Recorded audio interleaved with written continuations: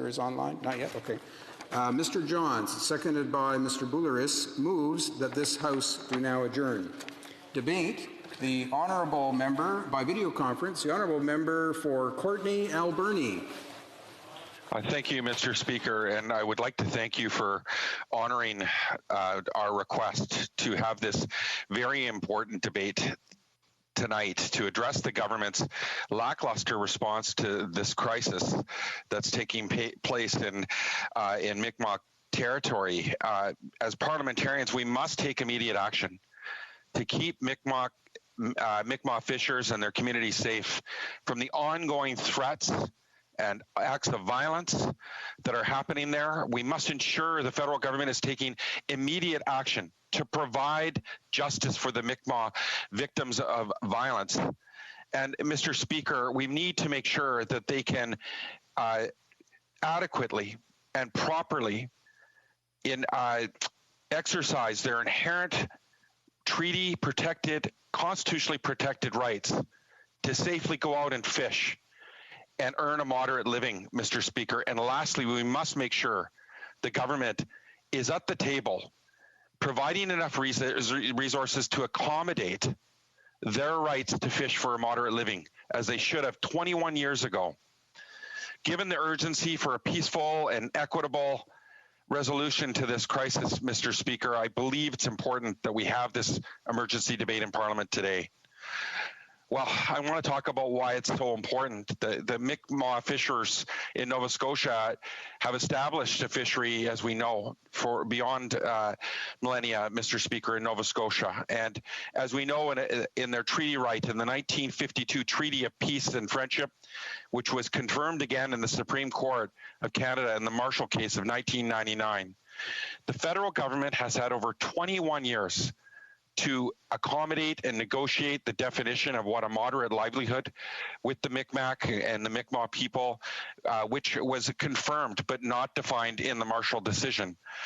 So it wasn't the first or the only time the highest court in the land reaffirmed the constitutional rights of Aboriginal people to catch and sell fish in their territories, whether it be the Marshall decision, the Sparrow decision, Gladstone, the House It and All decision, all rulings by the court reaffirming Indigenous rights and followed by years of utter disregard by the federal government of the day, Mr. Speaker.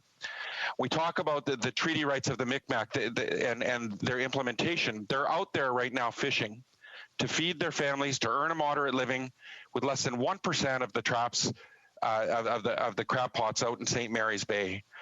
And we know that the response has been acts of domestic terrorism and intimidation against the Mi'kmaq fishers who are just exercising their inherent treaty right to fish.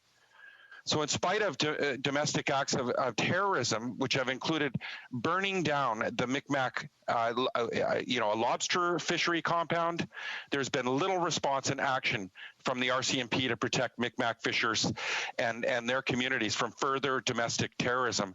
We've seen the assaults on Chief Sack. We have seen elders abused, Mr. Speaker.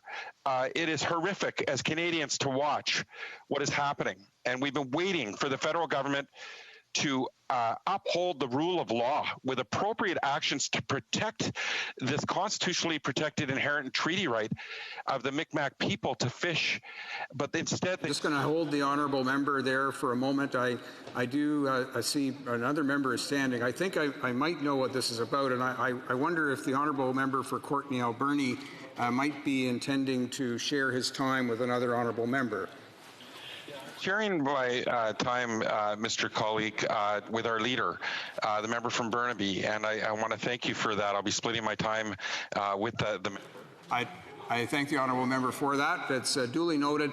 I wonder if the honourable member might just adjust his microphone outward slightly.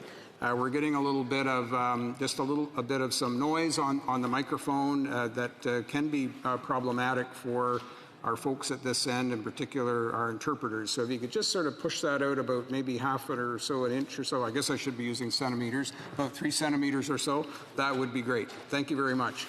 The honourable member for Courtenay Alberni. I hope this sounds a lot better, Mr. Speaker, and I appreciate that this is my first speech virtually in a while, and I want to thank you for helping accommodate all members so we can work together and I can participate from the unceded traditional territories of the Hupacheshet and Sishat people. I'm Nuu-chah-nulth Territory. And Mr. Speaker, when I talk about being from Nuu-chah-nulth Territory, this is a region which also has been in court, the Howsett and Hall. And the reason I bring that forward, Mr. Speaker, is, they've been in court in 2009. The Supreme Court sided with them for their right to catch and sell fish. 9 years later, and the constant repeated appeals by the conservative and liberal governments to do everything they can to stonewall Judge Garson. The judge at the time, he stated, quote, overall, however, Canada, through DFO, has the responsibility to represent the honor of the Crown. The lack of a mandate and Ottawa's stonewalling of suggestions for advancing the development of a right-based fishery are significant factors in the failure of the process to move forward. Ottawa failed to allow the regional staff to engage meaningfully and wholeheartedly in the negotiations, at least until the Supreme Court of Canada refused leave the second time. As the plaintiffs repeatedly pointed out, there is no evidence before the court of any engagement by Ottawa staff on this fishery, other than the occasional signature on a briefing note and reference to one meeting with a ministerial assistant, which was not coordinated with local managers. This is what Judge Garsman and the Howsett Indian Band and A Nation versus Canada in 2018 stated, Mr. Speaker. And it's just an example of the government, of the minister, sending her negotiators to the table knowingly empty-handed to deal with it, whether it be Marshall, Sparrow, Gladstone, or Howsett, these court cases that protect treaty and Aboriginal rights. The government constantly sends their negotiators to the table empty-handed. And this is, affirmed by the Judge Garson, Mr. Speaker. And what we need is a government to come to the table with a mandate to negotiate so that they can assert their rights, and the government needs to accommodate those rights. And Mr. Speaker, what we're seeing, what we want to see, is we want to know that these Indigenous communities, whether it be the Sabaganagati or the Howsett or these other nations that are in these conflict in the courts that is costing taxpayers millions and millions of dollars fighting them, Mr. Speaker, instead of getting them out on the water fishing, where they want to be alongside with the other commercial fishers so they can feed their family. But instead, the government is fighting them every step of the way knowingly. And Mr. Speaker, they need to be able to go out on the water and fish and be safe in exercising their rights. And today we're asking the government to provide that safety, to come to the table with a meaningful mandate, and for justice, Mr. Speaker, so that those victims of the violence that took place in Mi'kmaq territory are held to account, Mr. Speaker. We've been asking for weeks for the government to provide the security and safety to the people of those communities as in support of Chief Sack and his community. But instead, we keep getting lip service from the government, Mr. Speaker. I am so appalled at the delays from this government in the response, and it's a miracle that nobody has died, Mr. Speaker, as a result of the inaction. We have heard the government say that RCMP will be enforcing and supporting with protection. But when we talk to the RCMP, they're saying DFO is responsible on the water. We talk to the Department of Fisheries and Oceans, they say that they're not equipped and prepared to protect fishers on the water and that it's RCMP. Mr. Speaker, these gaps need to be clarified tonight. We're looking for answers. These communities are looking for answers. And, for the Indigenous Services Minister to say that we were let down by police and throw the RCMP under the bridge. No, Canada was let down by that minister, the cabinet, and the Prime Minister of Canada and the government of Canada. And he can't absolve responsibility and just download it onto the RCMP or other departments. His responsibility is to provide federal support so that they have the safety to implement and exercise their constitutionally and treaty protected rights, Mr. Speaker. And I'm appalled. And Mr. Speaker, this is also an issue of international concern. Article 20 of the United Nations Declaration on the Rights of Indigenous People says, quote, in Section 1, Indigenous peoples have the right to maintain and develop their political, economic, and social systems or institutions to be secure in the enjoyment of their own means of subsistence and development, and to engage freely in all their traditional and other activities. This has not been upheld, Mr. Speaker, and Canada should be ashamed. We want to know what the plan is, Mr. Speaker. We've been asking for weeks. The nation has been asking for weeks.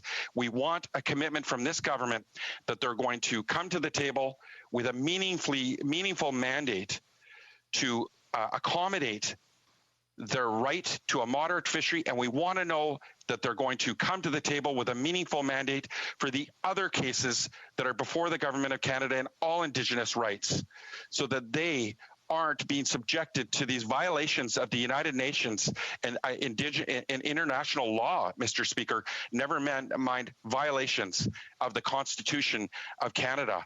And I hope that the government comes to the table quickly so that we can heal as a country, and we can come together and we can fish alongside each other and support this moderate livelihood through and through. Thank you, Mr. Speaker.